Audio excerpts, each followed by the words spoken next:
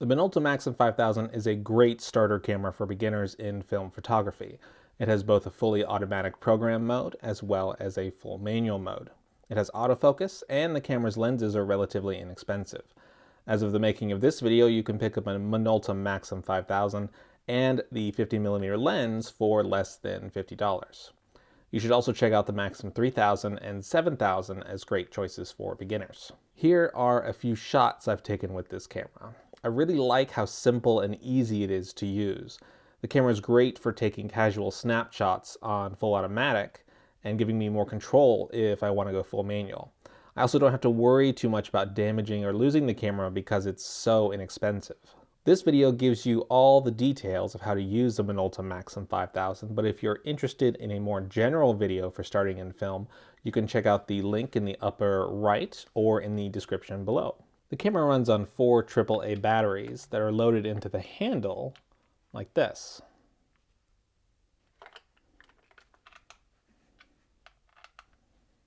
When the batteries get low, both the LCD screen on the top of the camera as well as in the viewfinder will show a low battery symbol.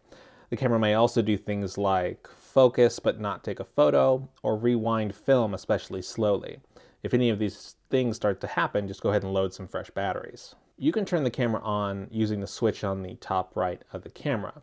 It has both an on setting as well as a symbol indicating the beep function will be turned on. You can set the switch to just an on position if you're someplace where it wouldn't be ideal for a loud beep to go off announcing your presence, like at a wedding. The beep on the camera will go off in several different situations, including when the autofocus has locked on, or if you're using manual focus and the subject in the middle of the viewfinder has come into focus. The camera will also beep if you're in the automatic program mode and a slow shutter speed is being used, or if you've reached the end of a roll of film, or when the self-timer is on and counting down. The Minolta Maxxum 5000 loads 35mm film automatically. Before loading your film, check to make sure there isn't already a roll in the camera. You can do this by looking through the window on the back, or by checking the top LCD screen to see if the number that it reads is something other than 0. If you do have a roll of film in the camera, you can force the camera to rewind it by first turning the camera on, and then pushing this R button while sliding this switch to the side. To load the film, you can first make sure that the camera is turned to the on position. Then open up the back of the camera by pushing the button on the left side while moving this switch down, and open up the back door. Place your film cartridge on the left side of the camera and extend the film lead up to the take-up spool in the indicated spot. The film should automatically catch and be wound by the camera when you close the back door. If it's been done correctly, then the LCD on the top of the camera will show the number 1, indicating that the camera is ready to take the first photo. The Minolta Maxxum 5000 has the ability to read the DX coding information on most rolls of 35mm film, and it does this through these contacts here. This should set the ISO of the film automatically, but you can always double check by holding down the ISO button on the top left of the camera. You want to make sure that the number displayed is the same number that's present on your roll of film. This is also how you can change your ISO by using these arrow buttons here if you want to push or pull your film. The Minolta Maxxum 5000 has both an automatic program mode as well as a full manual mode. You can switch between these two modes by pressing the P/M switch on the top left of the camera. When shooting in program mode, the camera will decide what shutter speed and aperture to use. It will show you which settings it has chosen, as well as the letter P on the small LCD in the viewfinder. This camera does not give you the ability to change to an equivalent exposure while in program mode. If you are shooting in manual, the small LCD in the viewfinder will show the letter M, as well as 2 indicator arrows for the light meter to help you get the correct exposure. Once you see both arrows light up at once, then the light meter is telling you that the exposure settings you have should be correct. The buttons for changing the shutter speed are on the top of the camera by the shutter button, and the buttons for changing the aperture are on the side of the lens. The shutter speeds of this camera range from 1/2000th of a second to 4 full seconds. There's also a bulb setting available in the manual mode. For those of you who don't know, the bulb mode is where the shutter will stay open for as long as the shutter button is held down.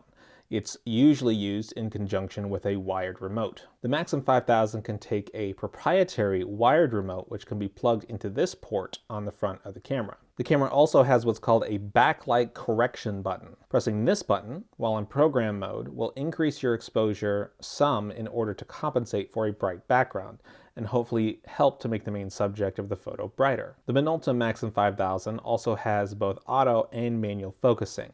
There's a switch next to the lens allowing you to switch between the two modes. The camera has a single autofocus point in the middle of the viewfinder which can be used for both autofocus as well as manual focus assist. Amazingly enough, the manual focus assist actually has a visual indicator as well in the viewfinder, using red arrows to indicate when focus is too far ahead or behind the subject, and a green circle to indicate focus has been achieved. If you have the beep turned on, the camera will also beep when the subject is in focus. To manually focus the 50mm lens, make sure that the switch is turned to manual focus, and you can turn the ring on the front. The lens also shows you the distance at which it's currently focused in both feet and meters. It also has a depth of field indicator, which are these repeating numbers on either side of the center line, as well as a red spot to indicate the proper focusing spot for infrared film. To activate the autofocus, make sure the autofocus switch is enabled, and like most cameras, hold the shutter button down halfway. If you like, you can focus on a subject, then hold your finger in place on the shutter button halfway down so the focus doesn't move. Then recompose your photo and take the shot by pressing all the way down on the shutter button. This allows you to have a subject that is not in the middle of the frame to be in focus, but not in the center of the shot. The camera also comes with a self-timer switch next to the ISO and P/M button on the top left of the camera. Pressing it will turn on a 10-second timer and show an indicator on the LCD screen, which it will count down before it takes the actual photo. You can change lenses on this camera by pushing down the lens release button next to the lens and turning the lens counterclockwise. To put the lens back on, simply line up the red dots and turn it clockwise until you hear a click. Minolta lenses are fairly easy to find online and are usually pretty inexpensive. What some people don't know is that the Minolta lens mount is now owned by Sony as their A mount for their mirrored cameras. So this 50mm lens will actually work on a modern Sony A mount camera, or even a Sony E mount mirrorless camera when using the proper Sony adapter. The Maxxum 5000 also has a TTL hot shoe for flash on the top. Any older Minolta flash, as well as any standard flash with a manual mode, will work on this hot shoe. This camera has a maximum flash sync speed of 1/100th of a second. I hope you found this video helpful. If you have, it would be great if you could leave me a like and subscribe to my channel. If you have any questions or comments, please let me know down below. Thanks for watching.